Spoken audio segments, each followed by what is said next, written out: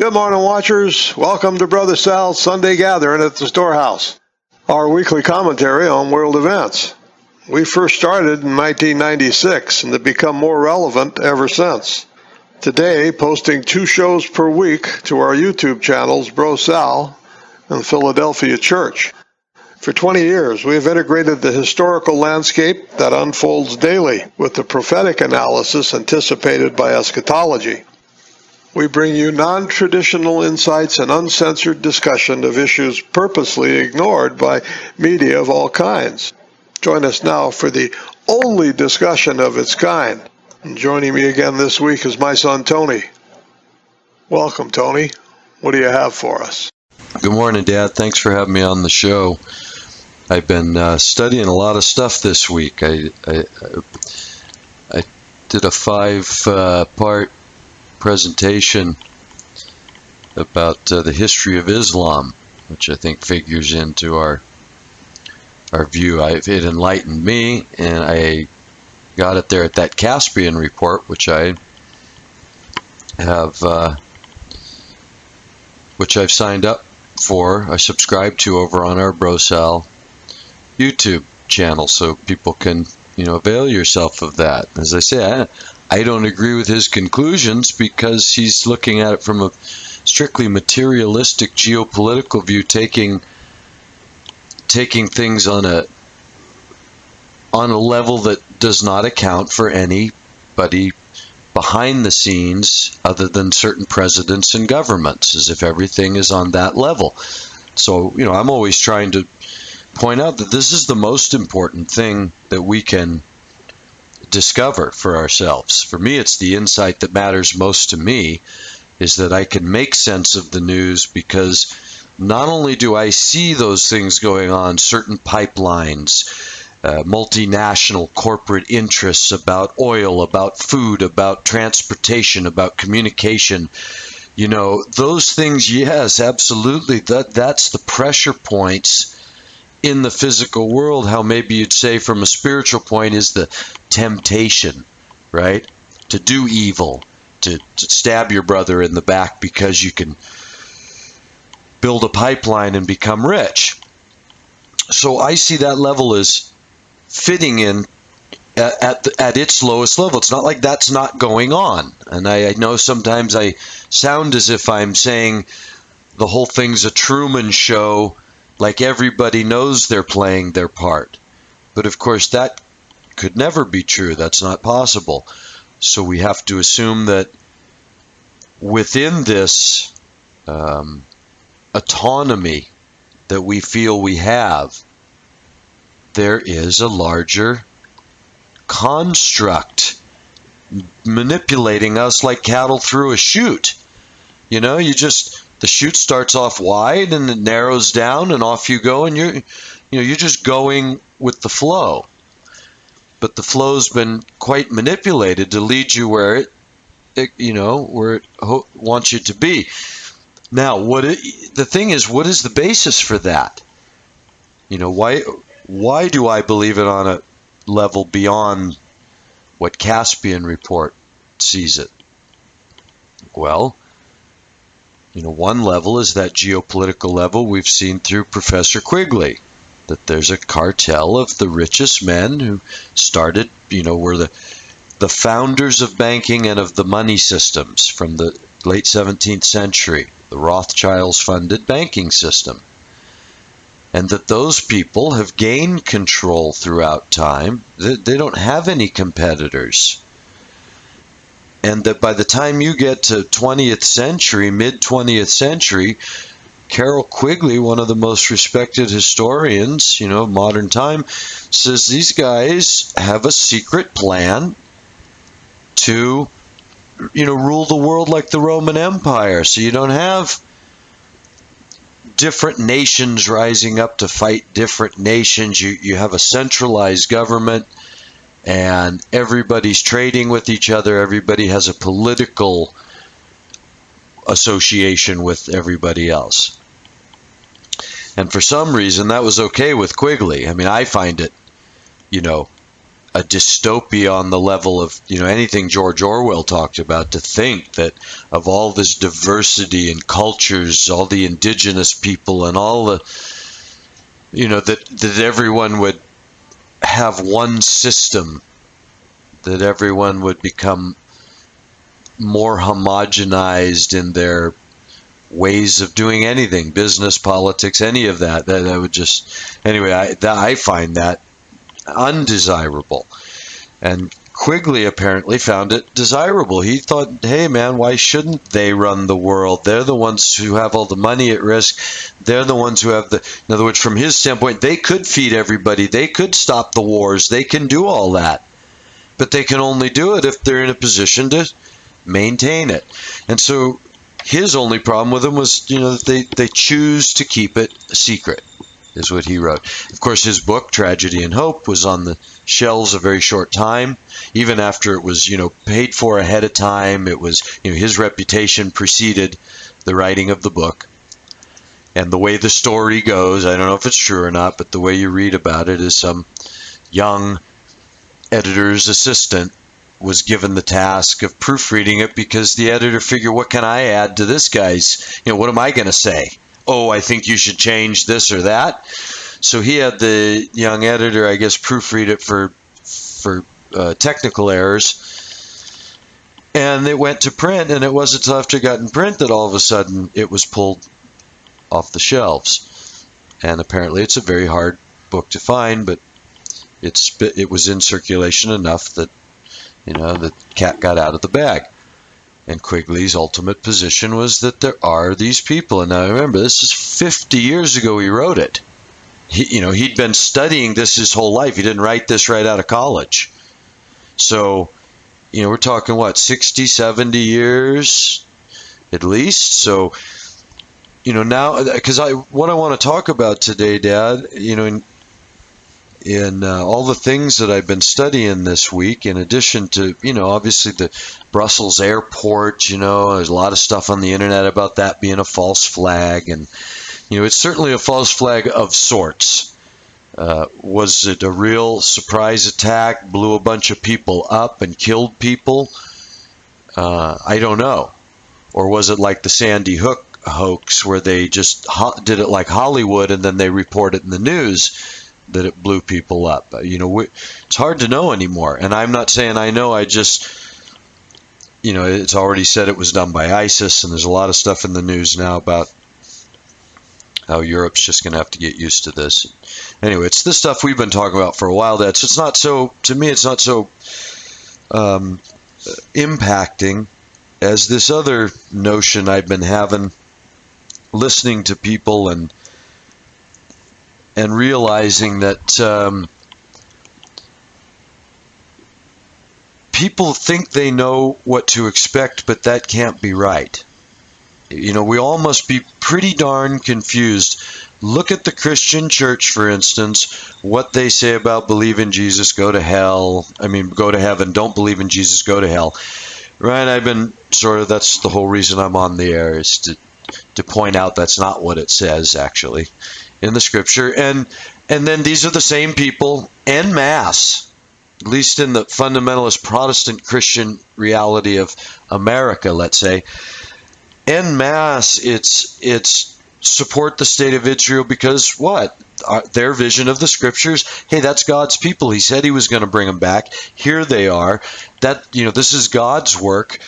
How can we not support his people against their enemies? That's the narrative. Nobody seems to read it and look at the alternative narrative that it also talks about a synagogue of Satan that say they're Jews that are not. Who are these people? What about the fact that these guys' tradition that's become their absolute tradition is that Jesus was a bastard and a liar and they were right to kill him? Isn't that what the persecution in the very beginning was all about? Paul was out getting these people himself to go have them, you got to stop teaching Jesus is the Messiah. They were killing these Christians over that, the Jews. And Jesus certainly didn't show any love for the Pharisees and the Jewish state, right? He called them on, you better repent. You better become what you're supposed to be. So they not only didn't do that, now you can see in history this opportunity that arose where perhaps, is what I want to suggest, the same group of bankers that Quigley's talking about, they're not stupid, man. They know the scriptures. They know that the Jews are supposed to resume that land. Okay, and so they make a play for this land. Hey, we're Jews. We're Jews. We need to repopulate that. God says he's going to do it. How's he going to do it? I guess he needs us to get off our butt and go do it. Okay, let's give him all the benevolent motivations. Okay, let's not make it about a conspiracy theory. Let's say that they honestly thought, hey, how else can God do it but we get back over there? So they fund the return to Jerusalem, and they put in place political pressures to administer that, or to first get that established, and then to administer it. So, even if that's the story now, okay, let's assume that's the beginning of the story. You still have to catch up to the way that it's all been done.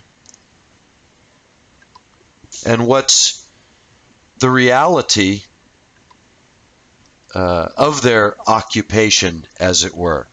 It's not been peaceful. It's all been deceptive. The Mossad, everybody in the alternative media, any of the journalism that actually exists in the world, they've got the CIA, the Mossad, this whole play called the Greater Israel Project and all that.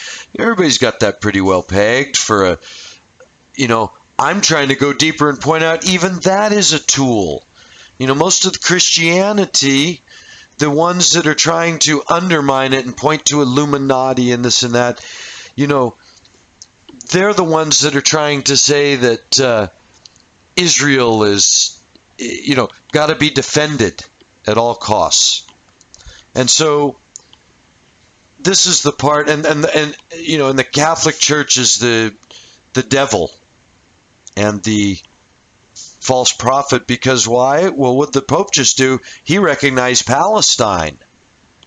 So he don't seem to be as friendly with Israel as the Christians, the Protestant American Christians. I wonder why that is. How come he's not ready to go commit lives to killing all the Muslims for Israel? Instead, he's being criticized for out saying that Muslims, atheists, come on, guys, let's stop fighting over what we call God.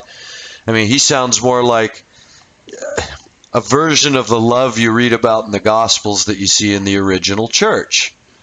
And so I really have a lot to say this coming week, Dad, about the Pope. I've been studying a lot about that this week. The Pope, and what I find crazy is look at Christianity, the same Christianity that's completely screwed up on their understanding of heaven and hell. The same Christianity that seems to me completely screwed up on their understanding of who the what the state of Israel represents and who the beasts of Revelation and the false prophet represent. And this is the same state of Israel now that's given me the interpretation of the reconstituted Roman Empire and this modern version of Christianity that's so far off the mark and that seeks to take these news things we go through at face value, as if ISIS is this, Muslim terrorist organization fighting the good, godly. They're killing Christians. As I've been saying, it's clearly Christians and Jews who are funding that. There's no two ways about that. So anyway, what the context I want people to see is that it's this deeper question of why are things going on in the world the way they are. And I maintain that Christianity has absolutely no clue of that answer. Absolutely no clue. They're lost in a fantasy that's been around an awful long time. And it's very hard to find any Christians out there. And so I added one more subscription this week called Inspiring Philosophy. You see it there on our subscriptions. And other than the Pareidolia, which has all the That's where I found the Nostradamus recordings. And Sheikh Imran Hossein, who I consider an extremely valuable resource for understanding the best possible understanding of the Islamic eschatology that I have ever found, and an understanding of what Islam really is. And then the Caspian Report, which is this guy I'm telling you that really sort of tries to get underneath the geopolitical reasons for things that are the final pressure point. And then this inspiring philosophy guy, he's bringing it from a more of a metaphysical view. Although he seems like Kierkegaard, unable to reconcile the eschatological, scriptural, dogmatic, religious view, because it's very hard for these people to break out of the tradition, I think, Dad. So this week I thought it was important because in all my study, I found something again that, reminded me of how easy it is to let everything say whatever we want it to say. It's the same scriptures that are allowing these Protestant Christians in America to justify this Christians going to Club Med and everybody else going to hell, and we got to fight for Israel, and they're using the same scriptures. So that's how plastic it can be. I've been doing this Bible study now for a year or more, and I'm blown away to read it again and see that boy, I was brainwashed myself. I just didn't realize what it actually said. It's not until you distance yourself enough that you read it anew. And it's not, I tell you, it's taken me years, but I feel like I'm finally this year going through the scriptures where they mean something to me. And that's the eschatological view, as far as being here today, trying to grasp a view of that layer, that deepest layer, what's really going on from an eschatological view. And see, again, Christians, what do they see? The Pope being the Antichrist because he's not with Israel. Wow. I see it as 180 degrees away from what the scriptures say. Even the Quran says no Dajjal, the false Messiah, who Paul says has been at work for 2,000 years. At work doing what? Establishing anti-Christian behavior, fornication and drunkenness and homosexuality. That's what the false deliverer of the Jews is. See, that's why the Pope doesn't even qualify. He's got to be someone that can be the Messiah in place of Jesus. And that's what brings on the wrath of God, not sin and non-belief. That's dealt with as works. What are your works? And that's why I'm all with this. Sorry, Pope Francis is saying, atheists, you know what? God's going to judge your heart. He's going to judge your works. I'm like, sounds like the Pope's reading the same Bible I'm reading. But all these Protestant American Christians that want to go to war with Israel, they don't seem to be reading that in the Bible. They're sending everybody to hell.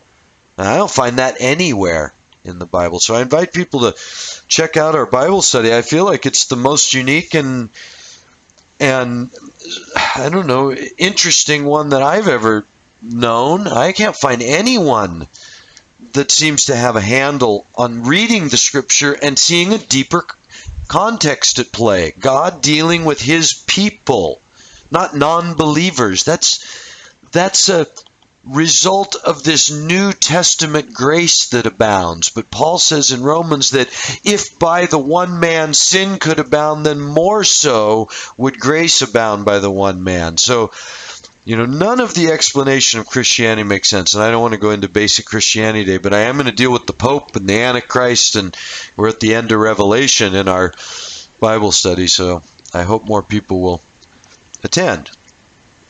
So today, what I want to present is from an eschatological view. I've been trying to demonstrate that, what we have to look at is it's God returning to deal with his people, Jerusalem, who it's prophesied on every account, Jew, Christian, Muslim, they're going to be destroyed. And God will repopulate them. The Quran teaches, at least the way Imran Hossein sees it, that it's after the Great War, after the tribulation, when Jesus returns as their Messiah, their rightful Messiah, that God vindicates Jesus. Here's your Messiah, now follow him. And he brings them back. And in Revelation, we've been talking about how that seems to be right, since what it talks about in Ezekiel is God bringing them back to their desolate land and causing the grass to grow again and causing them to multiply, and all the nations seeing that he's the Lord because he's done it, and he'll put a king over them and they'll be there forever. Well, that's so you have to say, is that what's going on now for the last 100 years? Because that's what it says is going to happen when Ezekiel prophesies God will bring them back after they've been desolated. And so that doesn't appear to be the bringing them back that's gone on the last 100 years. So that can all be debated, but this is where that division in this traditional view versus what it seems to be saying, and Sheikh Imran Hussein confirms it from a Quranic point of view, that the way they read it, and remember, they read a lot of the same Old Testament. Moses is their hero too. Moses, Joshua, David, right? That's all the heroes of Islam as well. So the way they read it is God said, you're out of here. I'm destroying you and scattering you, and you're not going to be known as my people anymore until that day when I bring you back and establish you. So now, I think he's right. I've come to believe that his view is more relevant, that they're waiting to come back, and this is that synagogue of Satan. This is what the false Messiah has been doing for 2,000 years. Trying to beat God to the punch. I mean, if you want to look at it from a ridiculous human perspective of the spiritual battle, whatever that means. But what would the position be on that other side? If I can rule the world through, quote unquote, God's people, through the temple, through our Messiah, through a different Messiah than Jesus, then, and I suppose be in a position to wipe out all the believers, because isn't that says what happens? We've been reading in Revelation. The ones that are part of the first resurrection are the ones that give their heads and don't take the mark of the beast. So at some point, it looks like the temple being reestablished is going to result in let's say, the Messiah, who's either self-proclaimed or been proclaimed by the state of Israel. That's the Messiah. That's the king. He makes the rules. And he says, we return to the law of Moses. You don't blaspheme or you get killed. You don't keep talking about this Jesus. I don't know, but it seems reasonable that between that and the social unrest. See, and that's what we have to see coming in our future. I still say we got a little ways to go, but it is accelerating, Dad. I mean, they're telling Europe, expect more trouble. America's talking about sending more troops to Iraq, putting more forces now in Iraq. And so what I want to talk about now is this, how is this deeper level plan that, let's say, has been going on for 2,000 years, who's pulling the strings that we see in the news that people like Caspian reports on to give you the true geopolitical lowdown of who's who? How did they become who they are? And who are they beholden to? Or is there such a group? I mean, that becomes an important distinction. Otherwise, are you thinking that Russia is playing cards? I mean, who's making those decisions? Vladimir Putin, him and his wife at home? He got a small group of oligarchs around him? And you're saying those oligarchs are enemies they are against this oligarch of Western bankers. They're a whole different group. And they've got somehow, you're going to say then, the power to take on that group of Western bankers. See, that's where I've run into the problem, Dad, over these last few years in trying to uncover what to watch, and who I'm watching and why I'm watching there. As you've been saying about Daniel in the Middle East for 25, 30 years, how do we know what to watch and why? And what I keep running up against is, how is it these other countries that don't have nothing keep coming to grief either through war or occupation, subservience to this Western power? I mean, everybody sees that now on the alternative media, on that liberal, voice. Everybody sees, for that Noam Chomsky kind of perspective, that we're an empire that's, perfectly willing to commit genocide and, support regimes that commit genocide in order to continue the flow of resources into our coffers, basically, just like any other tyrannous empire. That's been sort of demonstrated now. And so, is that just an organic outgrowth? Is there something behind that? And so I got back again, Dad, thinking about the predictive world wars, because, prophecy, I've come across some prophecy. We were in Nostradamus a little bit the last couple of weeks because I've been looking at him. And then I found another one that I have heard of a million years ago, but I had never came across my plate again, and that's Saint Malachi. Probably a lot of people have heard of this. This is a 12th century Catholic saint, or he wasn't a saint yet, he was bishop or something. And he had visions, or a vision, that became the basis of his prophetic, although they said he's said to have healed and even levitated him, and they say he was a real committed, zealous, in faith. And anyway, what the vision he saw was of all of the popes that would proceed from that time until the final one, 112 of them. And he had a sort of a one-word designation, or a symbolized designation. Flower of flowers was one. The last one is the Peter of Rome. So they all have these designations. And what's so interesting is that apparently down through history, I've watched a little of this enough to be convinced that, wow, okay, it's like the Nostradamus stuff. Tell me God doesn't provide, these visions that just come true, whether it's to the Quran. I mean, remember, he used Balaam to give a prophecy back in, forget which book, in the Kings or something that's recorded, or the Chronicles, right? He used a he used a seer, but one that wasn't his seer, but he gave him a correct vision that came from God. So, when you look at Scripture, you find that it's not so cut and dry as what people imagine.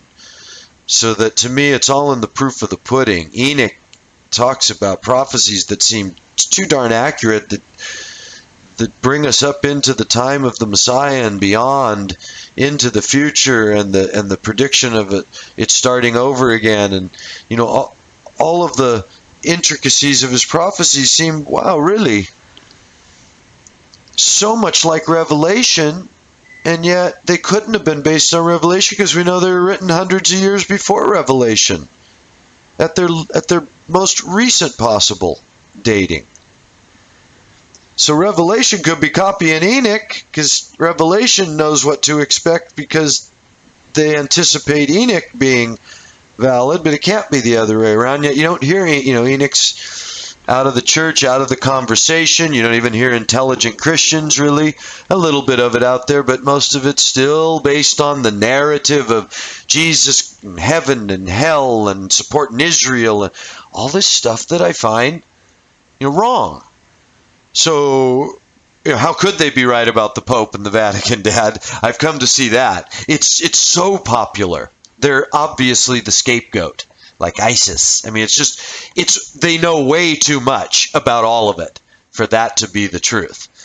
So, I would I bet everything at this point that the Pope is not the false prophet, the Vatican is not the beast. They might be part of this Babylon system of the harlot, but anyway, what this Babylon system of the harlot represents as behind the scenes, like the dragon with the 7 heads. This is where I'm trying to kind of make a connection today, Dad, between sort of the scriptural eschatological view we're aware of, an antichrist, a false deliverer, a time of trouble, the things that surround eschatology that we're watching for. And then on the other side, you got this world that's arming itself for all sorts of realistic geopolitical reasons, right? China's afraid of the armament that's going on next door. And so that makes Australia afraid. Everybody's afraid of the arms buildup because naturally it throws it out of balance in the way that they've come to consider the balance. Now, it's really hard for me to think of that on its own level as being an accident when even a cursory, bit of history of the last 100 years with the League of Nations coming out of World War I, the United Nations coming out of World War II, the sort of think tanks that America and those people were the people that won, the Allies, were saying, what do we do now that we own everything? Now what's the best move? Something called the Iron Mountain Report, which I also think was in the 60s, that essentially told them, there's no chance of any perpetual state of peace without giving autonomy to everybody and letting them do it. You can't guarantee they're going to go with your political system, your economic system, or any other system if you let them do whatever they want and just make them free, and you just have peace. Everybody can just spend their money developing their own ideas. So that's what they faced. They said, well, that's what's going to happen, and you can't. How do you keep them bound to needing you? Only through fear, through war, constant war or fear of an enemy. And ever since then, that's exactly what we've had. Even though those same people that were asking for this information had the power to institute a peaceful world and a weaponless world and all that. So anyway, those things have to be answered for. Is okay, why? What caused that? What sort of forces were pushing that? Since on the geopolitical level, all you've got is greedy arms manufacturers. Okay, so what do they got in mind? Right? Since they didn't have in mind peace with the world. I mean, they still had all the arms. You could make peace and still keep everybody else from becoming more powerful than you, so they can't threaten your way of life that you decide to embark on. But if you make peace in the world and uphold peace, then anybody else can embark on any way they want, and that was too big a threat in the end. And so, economics there. So if you want to say it was made from economic purposes, fine, okay. Then whose interest? Who funded who gets off their butt to go spend their money to take on a project? I mean, it's kind of the way I live, huh, Dad? I got all these, I'm an eccentric designer and inventor, so I'm always inventing the, wooden surfboards that take nothing but time and effort and money to build with no, identifiable market, this kind of thing. Who does that? Who spends their money on stuff that's just going to cost them, for what reason? Only if they've got a stake in something, right? So with that, Dad, I want to do something today. I hope I have time. But I found this article in looking again at the predictive world wars, because I thought, other than just predicting the war and its circumstances, which we've looked at, Israel, Islam, confrontation, bringing Christianity and atheism, destroying both. Okay, and that of itself, I wish people would look at how we've gone over that. It seems very important. I think it was in predicting world war, engineering world war, back, I don't know, 8-10 weeks, something like that. So I would encourage people to check that out because we spent some time with this. But today I want to present somebody else's perspective, which I find reasonable. I can't find a real problem. There's a couple places where they seem to assume things that might be a little more open, might be open to other assumptions. However, for me, it reinforces this undeniable evidence, this trail of evidence that there's a group of people like Quigley saw that are eccentric authority. And this is who's pulling the strings. So why? And how does that tie in? See, we can see through the banking how it ties into the geopolitical landscape of setting up people against each other economically. Will the pipeline run through a communist bloc country or a NATO-controlled country? And that sets up instant tensions on that level. But is that the only tensions? See, so that's why I want to get back to this now. And I want to let this person make their point about the supposed Albert Pike letter. And I'm going to read their article to you. Okay, so this is out of something called libertyforlife.com.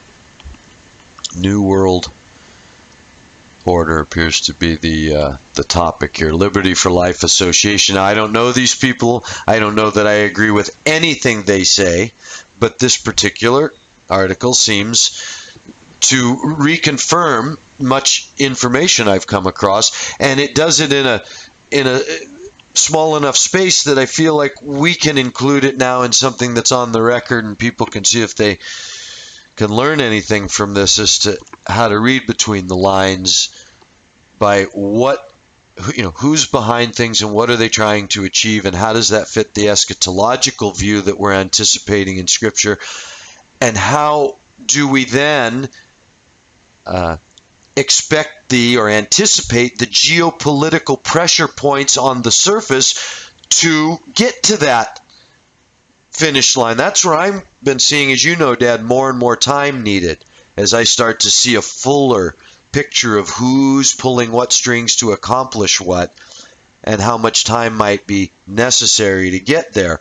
Although I still say we're getting very close. And anyway, let's take a look now at who we're talking about again. Now I'm going to read from this Liberty for Life article.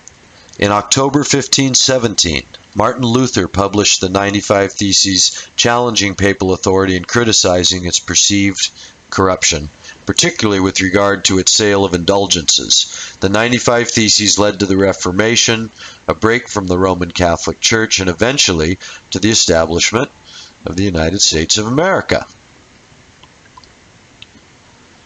The Catholic Church lost power as a consequence of the power of the printing press, which brought about the Renaissance and Reformation. When people like Martin Luther translated the Bible from Latin into German and later into English, books people could afford or read were published. The printing presses across Europe printed knowledge, and with it came liberty. All of a sudden, people could read the Bible, and they realized that the Pope was not the Word of God, and they did not have to pay the Church for forgiveness of sins. The Pope lost power. The Catholic Church fights back. In 1540, Ignatius Loyola established the Catholic Mafia known as the Society of Jesus, or the Jesuits. The Jesuits' goal was to destroy the Reformation and reverting power back to the Pope at whatever cost. The Freemasons and Jesuits today have that very same goal. Now, I know that they're started out as enemies, but he's going to explain that. So stick with his article and watch how it lays. What I want people to see in it is how the names that come out of this, the interested parties, have been the ones that are historically significant since their time.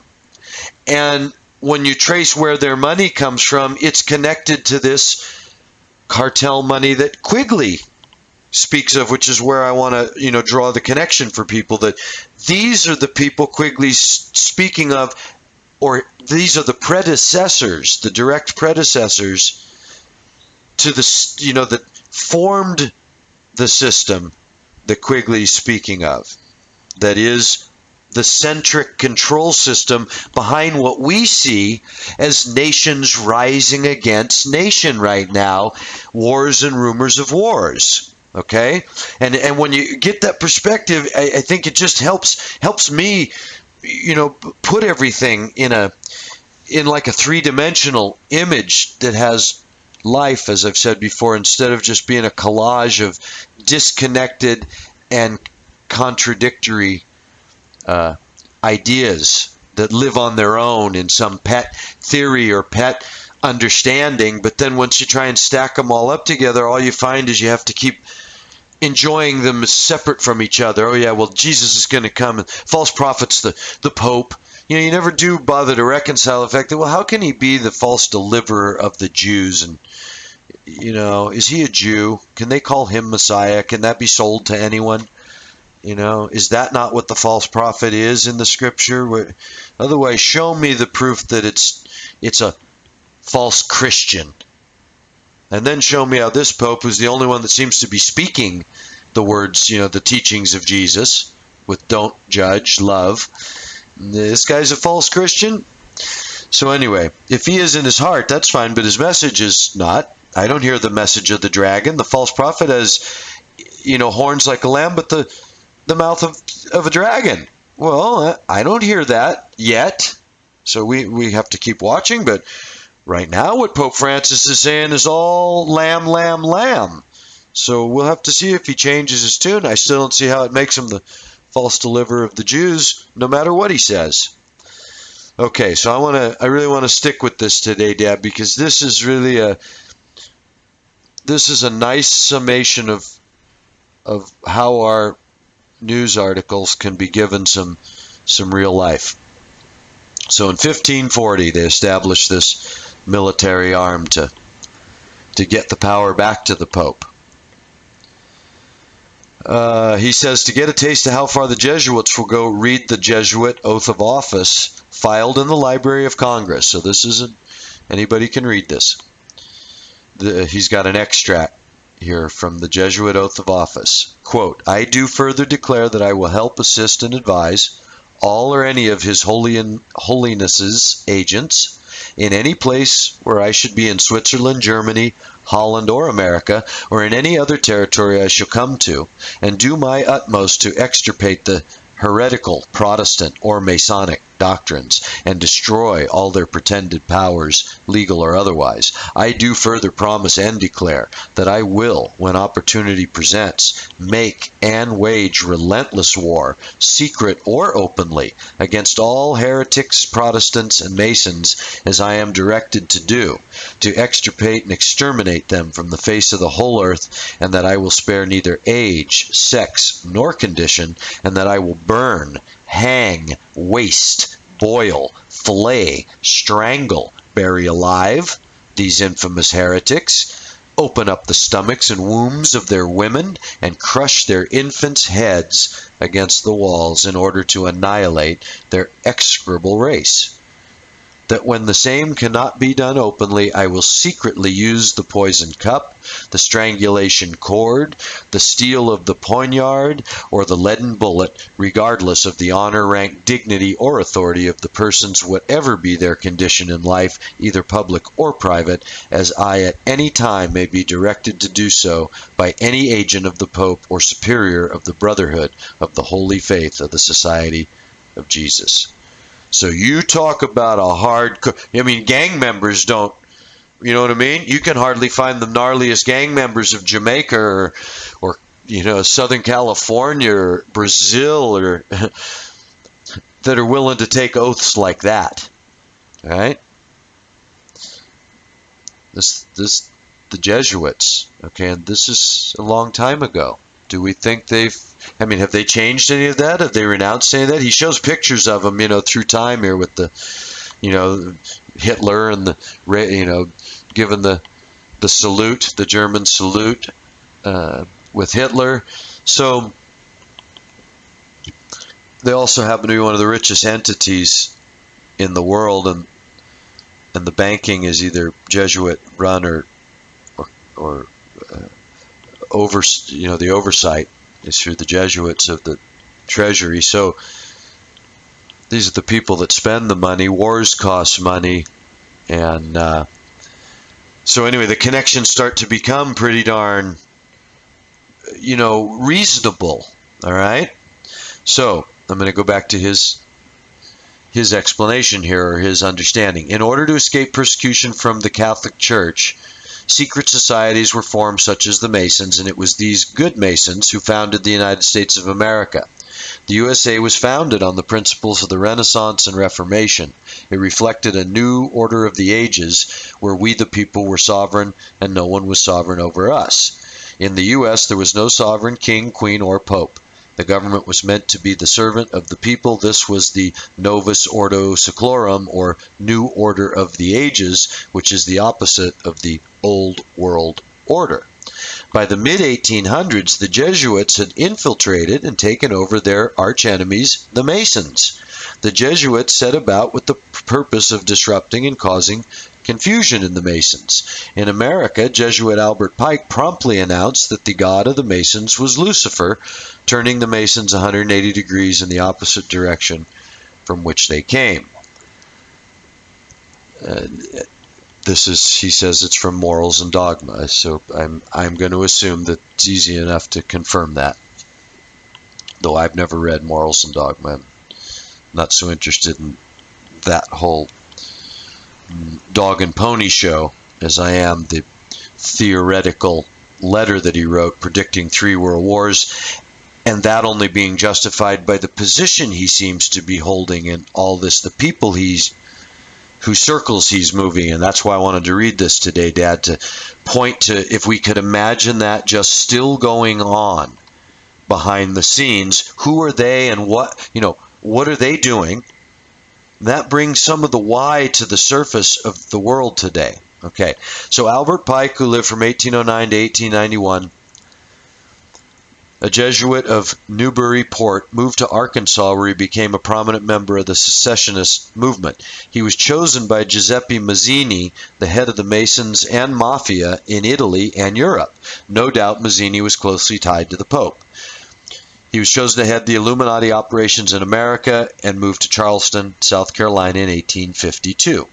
Brigham Young, a high-level Freemason in 1846 at Council Bluffs, Iowa, had a private meeting with Pierre de Smet, one of the most powerful American Jesuits of the 19th century.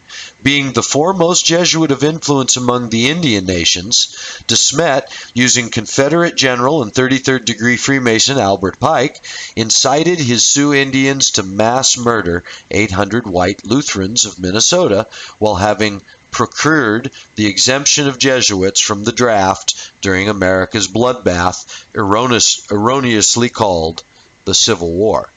Albert Pike made the rank of brigadier general in the uncivil war. Pike's reign of terror was so despicable that foreign governments intervened to put an end to his savagery. In continuing I think it's significant here to point out this, Brigham Young, again, he certainly became something in American history, didn't he? Not exactly, if you come from the Brigham Young family, are you poor and shameful and hanging your head like if you came from the Charles Manson family? And yet, okay, who's this Pierre de Smet that Brigham Young met with, and what did they accomplish? In continuing the Jesuit order's quest of destroying the Protestant Reformation in North America, Jesuit de Smet began his lifetime relationship with the Native American Indians of the Mid and Northwest. Under the guidance of his master in Rome, Jesuit Superior General Johannes Ruthon, de Smet began to organize the Indians into, quote, reductions, while proposing to use them as soldiers in repelling the movement of Protestant settlers to the Oregon Territory. One of the massacres involved the use of Cayuse Indians, killing 18 Protestants, including Presbyterian physician Dr. Marcus Whitman and his dear wife Narcissa at Waialaptu on November 27, 1847. 53 women and children were taken captive and suffered indescribable indignities for 30 days until a ransom was paid for their release. The odious Sons of Loyola, garrisoned at their military outpost of Rocky Mountain Mission, were publicly blamed for this atrocity. So see, notice from as early as 1847, this great and free America, the influence, what's going on here already, but this purposeful destruction. And now watch how the real template of how these people think and work comes out next. Okay, first you see what's going on there. These Jesuit priests, they don't have to be part of this civil war. They're out there riling up these Indians, getting them somehow under their sway, and then creating frictions with them. Obviously to go kill Protestants, to scare them away. But then watch what happens. Congregationalist pastor Henry Spalding preached far and wide of the Jesuit order's duplicity in both the massacre and subsequent 1948 Cayuse War as a conspiracy to destroy Protestantism in Oregon. Little did he know that the order intended to begin its elimination of the, quote, Red Savages during the Black Pope's destruction of the Protestant South from 1861 to 1865. The reunited 14th Amendment Empire's federal army was used in massacring the Indians during the 30 Years Indian War, 1860 to 1890. Okay. Imagine the scope of that and the funding of that, right? The purposefulness of this. Okay. So now we're not even, anywhere near our, we're still decades away from this prediction of 3 world wars, but look at the power to infiltrate, the power to go, where are they getting this force to go out and become immune to the, they don't have to join the draft. They get to go move the Indians. They get to go use the federal army or influence it to destroy the Indians. Where's all this influence come from, and how did it disappear so fast by World War I? So, that's where I'm trying to bring this connection out of, get us into the world that I'm always trying to talk about, and we're coming to it. I hope that people find this as interesting as I do. Mazzini was not only the head of the Illuminati, he was the leading revolutionist in Europe.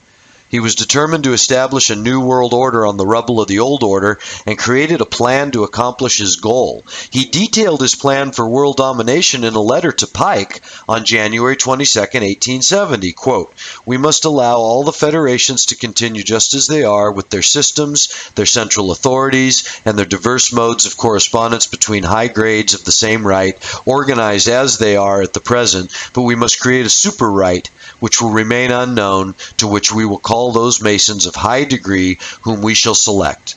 With regard to our brothers in Masonry, these men must be pledges to the strictest secrecy.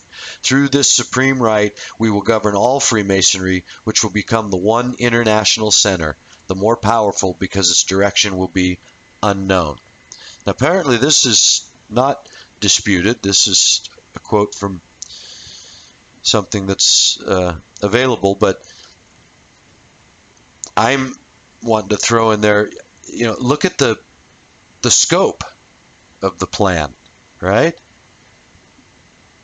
Take over the known world of Europe. We must allow the federations to continue as they are with their systems. I mean, allow, not we should struggle to get our way, but we should allow.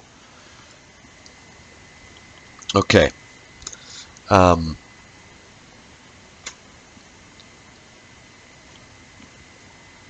And also, this is where specifies this centric system that's secret, that would be their plan.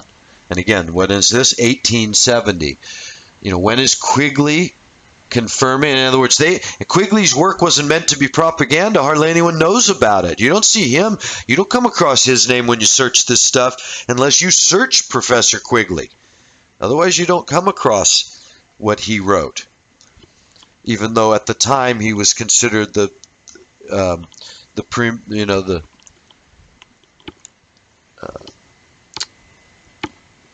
most educated to speak about the subject. And so I find that a clue, right?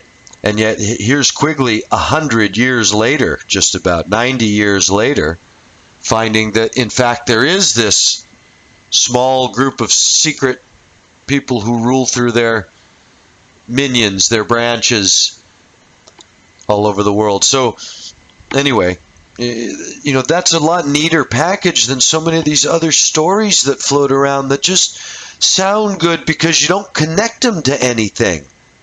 See, this brings it all into power because these people do create the conflicts in the real world.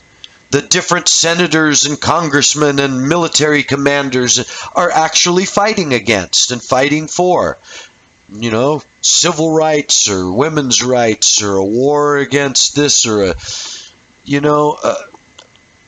all those things are real going on in the world, but they're also things that can be controlled from a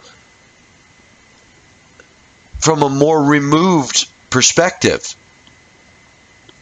And so that you have to see it all as it's been instigated to be what it is. Not every word everybody says is scripted. The whole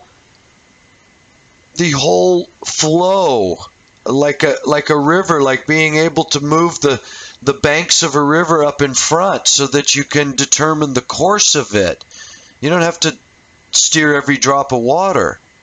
And so I see that it's, this is the way I'm seeing the connection, and that can then go all the way up through to some invisible realm if you want to entertain it that way for those of us that watch it on an eschatological level. But where I'm different from most people is I'm trying to keep a narrative that makes sense right on through, because otherwise it's obviously incorrect and has to be rethought.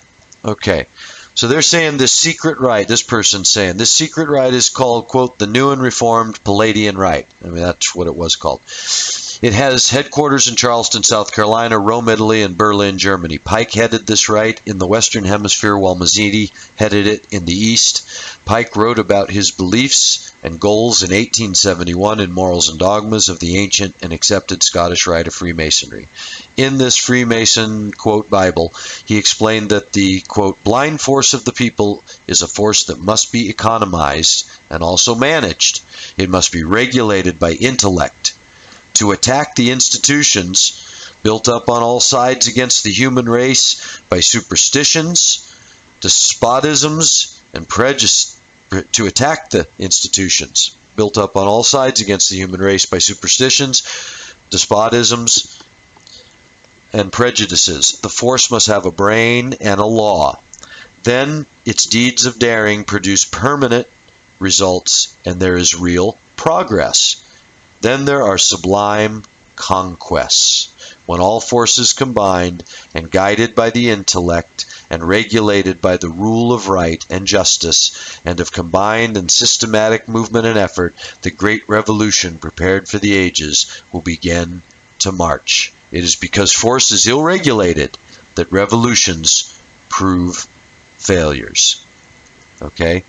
So, keep that in mind. This is the guy that's supposedly at the same time going to write about here's what we got to do with these three wars. Right? The people is a force that must be economized and also managed through superstitions, despotisms, and prejudices. See, as if they have the means to institute these, is what I'm trying to get at.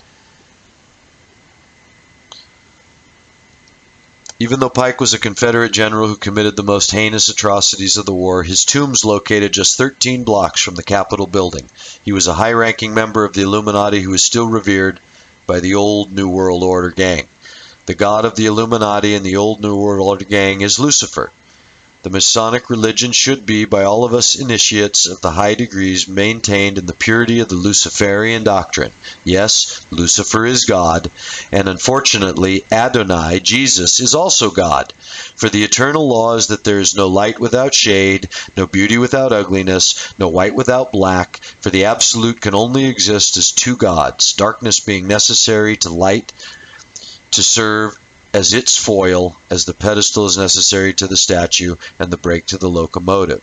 The doctrine of Satanism is a heresy, and the true and pure philosophic religion is the belief in Lucifer, the equal of Adonai, Jesus. But Lucifer, God of light and God of good, is struggling for humanity against Adonai, the God of darkness and evil. Wow, Dad, huh? So how is that now for a pretty heavy foundation, to hook into some sort of metaphysical and eschatological view? This pulls it right out of the geopolitical, doesn't it? By their own words, if this is the group that's pulling strings and manipulating and doing the things that they seem to claim to have the power to do, and in a minute here are going to claim to have done or will do, this is why they're doing it. And now look at how close that is, Dad. A lot of people or anybody that listens to me will know, they'll say, well, isn't that very close to what you're saying?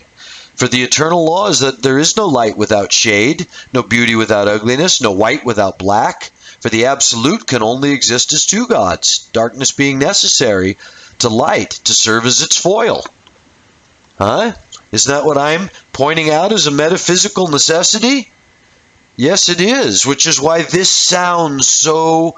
This is what I think was what Aquinas argued with the Manichees, this sort of dualism, because it sounds so reasonable. But the fact is that what I demonstrate as the true metaphysic of God, being the Father, being the all-omnipotent creator, is that through love and the necessity of love becoming actual, it's the two shades of love. It's this eternal law that one can't be without the other. Love can't exist without everything that's not love. And so that negative imprint has to be made by whatever love actually is.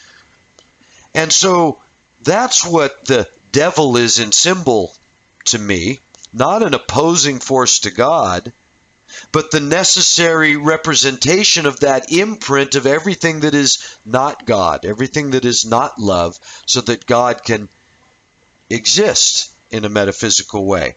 So it's not saying that that Lucifer and Jesus, see, because they're saying Lucifer is God, and that he and Jesus are fighting it out. Well, that's dualism, good versus evil.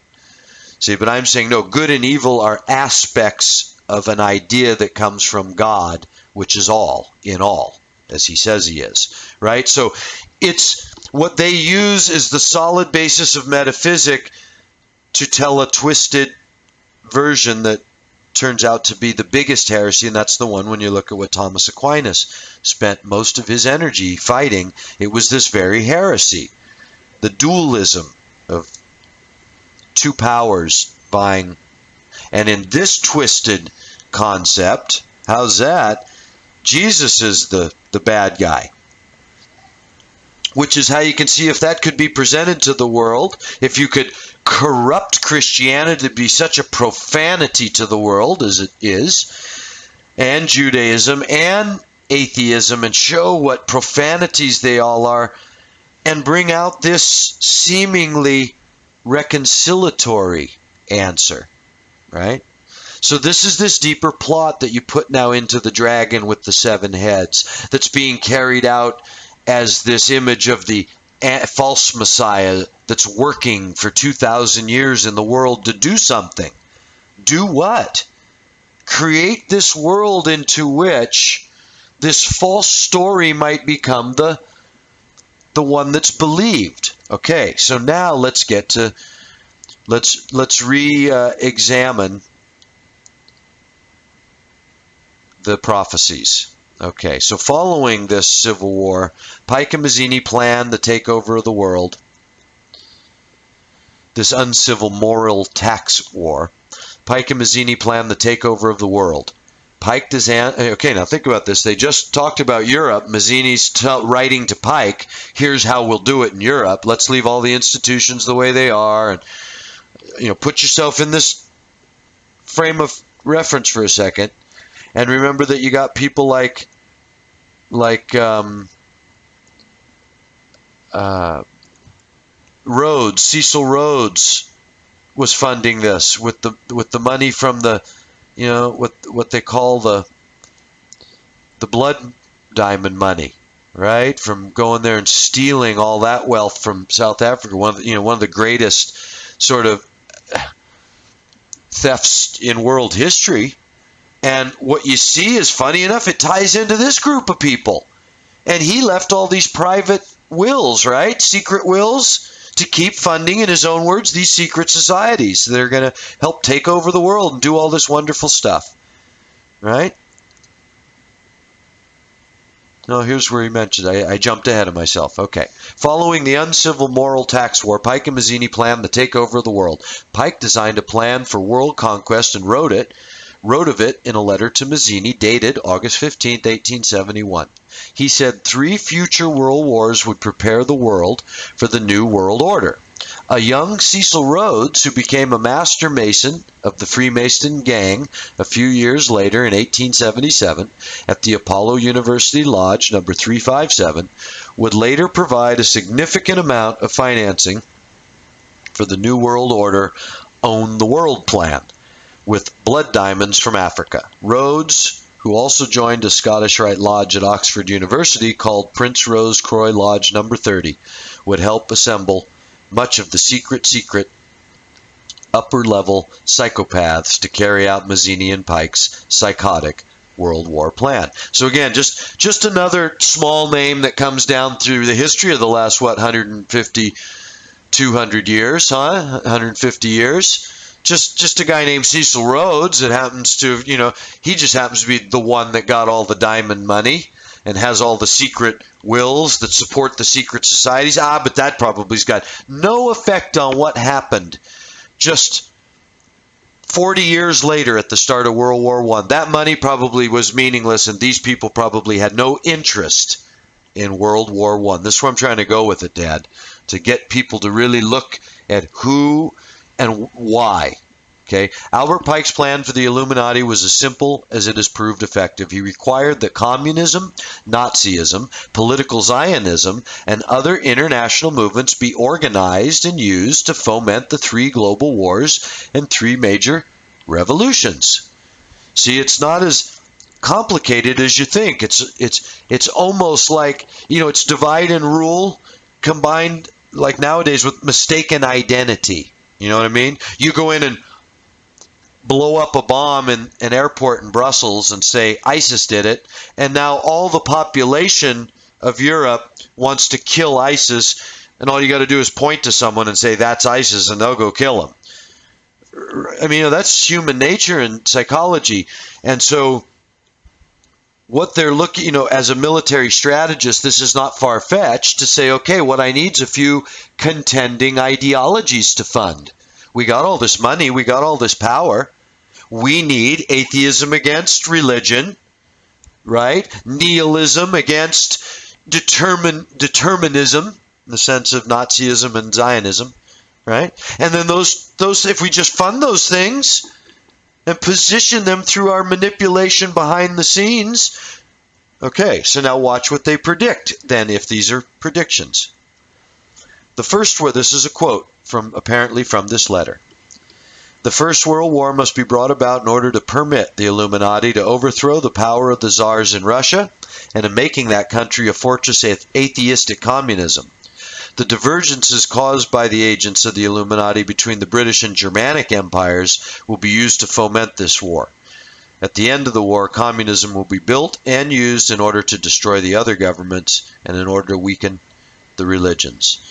I mean, it's, the looking at the historical part is the easy part, of course. That's why this isn't never given much airtime, either to truly debunk it or to acknowledge it. And to me, those are all signs. The Christian world doesn't much talk about this and point to this as helping us get behind, who's really in charge. They just talk about the Vatican. But yeah, okay, these guys came out through the Jesuits, but nobody draws that connection. What part of the Vatican? The whole Vatican? You know what I mean? Small groups. These guys are a secret society. These guys are a secret group that nobody knows about. You don't think they're using the Vatican as a tool to continue to, to do what it can do in the world as well? You think everybody in the Catholic Church has to take a blood oath to bring about Lucifer's kingdom? The way these Christians talk about the Vatican as the beast? It's absurd, okay? Second World War must be fomented by taking advantage of and by the way, the First World War, come on, the Germanic empires, Prussia, that's the one that had gotten the money and instituted compulsory schooling based on the old Hindu method and had become the largest industrial producer the world had ever known, and the most potent army. By doing what? Bringing everybody in young, training them to, want to be a little worker bee for the state. You're here to punch that, do your job and support that military and state effort. And by doing that, it makes the state strong, and that ensures your job and that no one will conquer us and come and take your stuff. And it worked so well that they became the most powerful force in the whole of Europe and, threatening Russia. The balance of power in that world. And so World War I, in part, what we can see it did was it took down Prussia after and turned it into the by using them to go after the Ottomans, or getting them, by using them to join with the Ottomans as a last resort, that they could see the rest of the world had ganged up around them and against them. The Ottomans were taking it now from Russia to the north, who England made a deal with, the Hashemites, Arabs, who England made a deal with, and the Balkans were coming at them from the east, and now the Western England is going to come at them through Europe, and so the Prussians joined with the Ottomans, and they were able to destroy both those empires and reorganize the world at that time. That's just what happened. And the way they reorganized it was by setting up this communism to weaken to destroy the other governments and weaken the religions. That's what they said. Now watch World War II. Must be fomented by taking advantage of the differences between the fascists and the political Zionists, because they funded the return immediately after that. They funded the return of these fascists to this land of Germany, and all through the Jew. The whole way that they used the Jews to foment hatred in that land that had none. It's all such a pattern. It's also quantifiable nowadays when you look at it as pieces of a puzzle. They all have their color and shape, and you can see how they fit together, and you can see the picture come together. This war must be brought about so that Nazism is destroyed and that the political Zionism be strong enough to institute a sovereign state of Israel in Palestine.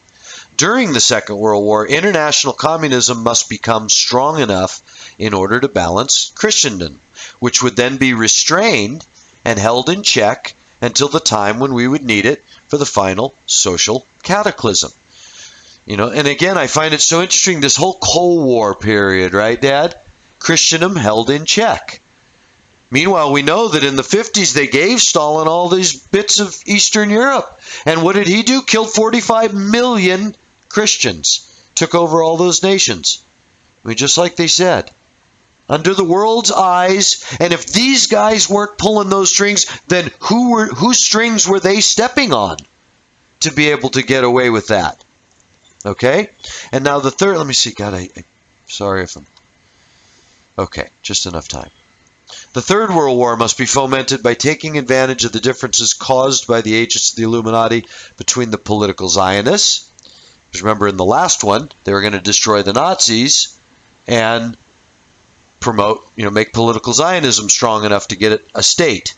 Now in this one, they're going to foment it between the political Zionists and the leaders of Islamic world. See, they didn't even come into the discussion until this projection of a third world war. The war must be conducted in such a way, and that's so interesting because at the time, even in the 50s when this was written, that's kind of hard. We were just starting out toward the Cold War.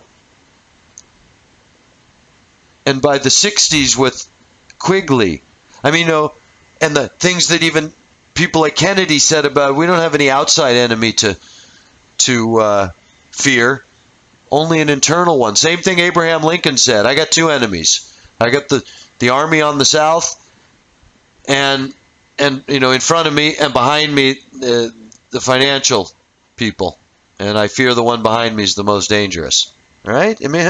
All this is coincidence. Right up to from 1870 with Lincoln to 1960, almost 100 years later with Kennedy, both talking in public about fearing the same group, the ones you don't see, clandestine group behind the scenes, pulling strings, blowing presidents' heads off, changing regimes, stealing resources, building weapons, have a plan that nobody knows about but them. And they're willing to do things that none of the people of the earth want done in order to get that plan. And anybody that tries to truly oppose that, because there aren't many powers that can, since they fund all the, they fund the, false competition, if you will. Wouldn't you? If you had that kind of control, wouldn't you want to own the conservative paper and the liberal press? Wouldn't you want to own the blue party and the red party? That's what they do when you look at our system. Okay, so now they're going to foment, but this is the part that's so important, Dad, so let me try and get to it. The war must be conducted in such a way that Islam and political Zionism mutually destroy each other. Meanwhile, the other nations, once more divided on this issue, isn't that interesting? Once more, the nations, once more divided on this issue. How'd they know the nations were going to be divided on this issue? Meanwhile, the other nations, once more divided on this issue, will be constrained to fight to the point of complete physical, moral, spiritual, and economical exhaustion, which I think is where we are at in history right now. If you want to, find a way to connect it to reality. We shall unleash the nihilists and the atheists, and we shall provoke a formidable social cataclysm, which in all its horror will show clearly to the nations the effect of absolute atheism, origin of savagery, and of the most bloody turmoil. Now, see, I don't think that's to come. I think he's pointing out this is what we're going to do now with this communist nation. We shall unleash the nihilists and the atheists. The nihilists, Nietzsche, and that whole band of philosophy that became so popular, like today, you got a bunch of people that can hardly think their way out of a paper bag, and they're the popular voice of the movements, right? Like Nietzsche in his time. So we shall unleash the nihilists and the atheists, and we shall provoke a formidable social cataclysm, which in all its horror will clearly show to the nations the effect of absolute atheism, origin of savagery, and of the most bloody turmoil. And all you got to do is look at what went on under Stalin. Look what went on from the Bolshevik Revolution all the way through the 80s for 70 years of, and that's the reputation atheism got, this barbaric. Okay, so anyway, I think that was fulfilled already. Then everywhere, the citizens, obliged to defend themselves against the world minority of revolutionaries. This is back now into the time of the finish, when they're going to bring the Zionists against the Islamic world. See, the way they're going to bring that about is that they're going to unleash these atheists and nihilists and show the world what a, let's show you the other side that you've never seen, the antithesis of God. See, because as he said, Satanism is a heresy. They believe in God, just not Jesus God. They believe in Lucifer God. We're just praising the wrong God as God, but there's a God, and God is good. See, that's their whole angle. And so part of this for them is showing the world that atheism's as bad as Jesus. You get it? From the why of their perspective. That's what I've been trying to get to all day, Dad, is the why. Why? Are these guys just doing it for the money? They appear to have a much greater narrative in their mind than simply owning the resources. That's just how you do it. You get control of the money, you get control of the resource, you get control of the economic system and the financial system and the political system, and you use that to manipulate. Why? Because ultimately what you're going to do is bring about this complete change on the earth of people's value system, right? Let's read the end of it together. Then everywhere the citizens, obliged to defend themselves against the world minority of revolutionaries, will exterminate those destroyers of civilization, and the multitude, disillusioned with Christianity, whose deistic spirits will from that moment be without compass or direction, anxious for an ideal, but without knowing where to render its adoration, will receive the true light through the universal manifestation of the pure doctrine of Lucifer, brought finally out into the public view. Just like Christians talk about Jesus finally coming and ruling and reigning for 1,000 years, right? Isn't this just the alternative of that? Finally brought into view, because he's had to work behind the scenes against the powers of evil that have pretended this Jesus is good, right? This manifestation will result from the general reactionary movement which will follow the destruction of Christianity and atheism, both conquered and exterminated at the same time. See, this manifestation, what manifestation? This everyone not knowing what to do and turning to the doctrine of Lucifer out in the open as the answer. This manifestation will result from the general reactionary movement, which will follow the destruction of Christianity and atheism, both conquered and exterminated at the same time. All right, so now if that doesn't give some sort of context to this World War III, depopulation, all of those things seem to be, that makes sense if these guys are in charge, and what they're trying to do is start this new world in which they've got enough control. They don't need to worry about rebellion against the fact that they're going to present, hey, Lucifer is God. Lucifer's really God. He's the good guy.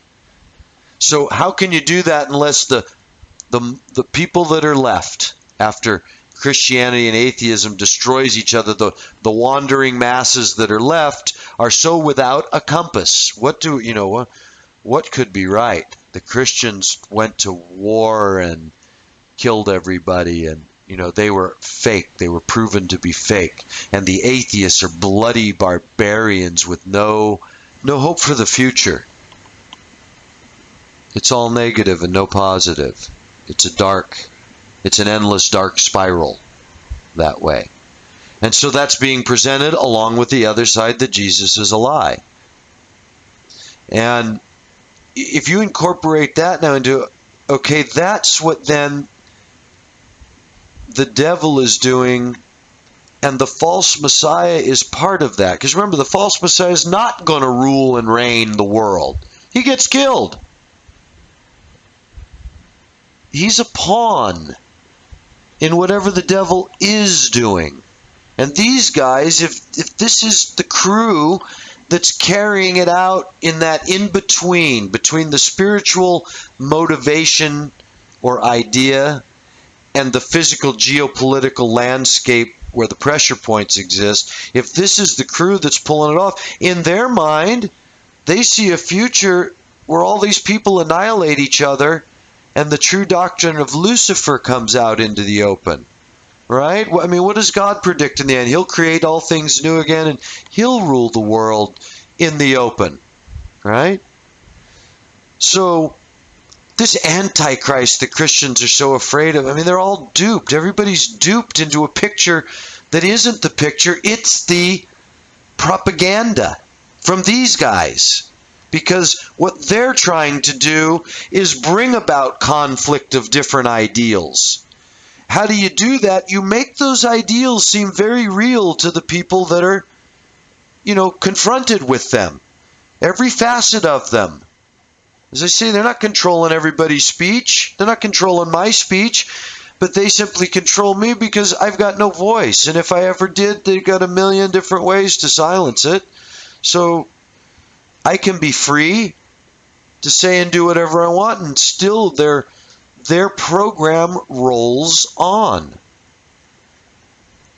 And you could call it an unlikely, that it'd be unlikely that they can pull it off, except, geez, look at the uncanny way in which World War I and World War II resulted in what was said. And look at the uncanny way in which World War III is lining up to pit the ideologies, Islam against the Zionists and the Christians against the atheists. And look who's still, sort of behind the scenes. Has Cecil Rhodes' money run out of the people that he's supporting? Are they not still the way, there's these secret societies that still exist? And that include the most wealthy, affluent, and secretive people, the Bilderberg Group, and these kind of people, right? Have they ever lost? You can trace the lineage back to Europe, the Habsburgs. You can trace it back to the Rothschilds. You can trace these things back 200-300 years. When did they? Why would you think these people don't have the means to continue doing what they're doing? And so I say we've got to fit all these layers in, Dad. You got to keep in mind these string pullers and what their goal is. Keep in mind how it looks to us through the paper on the geopolitical landscape of the pressure points that drive the individual interests. And then keep in mind our eschatological view that what we're really looking for is the end of the covenant with the Jews, when these beasts that they've become finally have to be reconciled to their scripture and their Messiah. And that entails a time of trouble as never seen before. And it would seem natural disasters that finally end all this. Not necessarily, I don't know about nuclear weapons, maybe. But when I read the scriptures, Revelation, it seems that it's earthquakes. It's the sky rolls up, the stars fall from the sky, the sun scorches men, the sea turns to blood. I saw a mountain as if it were on fire, flung into the sea. And all the ship, a third of the sea was destroyed and the ships were destroyed. I mean, does that sound like a nuclear weapon? A mountain as if it was on fire? It sounds like a meteor or something. So it would seem that God's final, judgment is a cataclysm like the flood. It's not on individuals. It's a reset on the game. And depending on where you are in your spirit is where you are when that reset button hits. And as I'm always saying, Scripture does not say that if where you're at is not knowing Jesus, you're burning in hell forever. What it does say that is if you do know Jesus, if you do call on that name, you will be saved. And if you do follow him, that leads to eternal life. And I've got some things to say about eternal life and Christians' visions of being saved and what all that really means. I've been doing a little more in-depth study, and so I hope there's more people interested in finding out what the Bible actually says. Anyway, thanks for having me on the show, Dad. Love you. I'll see you next week. Well, Tony, I think you're exactly right, and it was another superb analysis of this week's happenings in the news in the Middle East. And folks, I hope you enjoyed the show today. And give us a little feedback. Go to BroSal.org on YouTube or the Philadelphian Church on YouTube, and comment. Drop us a line. Subscribe. And if you like what you're hearing and you want this to continue, drop us a frankincense offering. There's a button right up on the right-hand corner of the title to keep this ministry and the word coming to you. And for Tony, I'm Brother Sal. Till next week, we want you to have a great day in Christ. Thank you.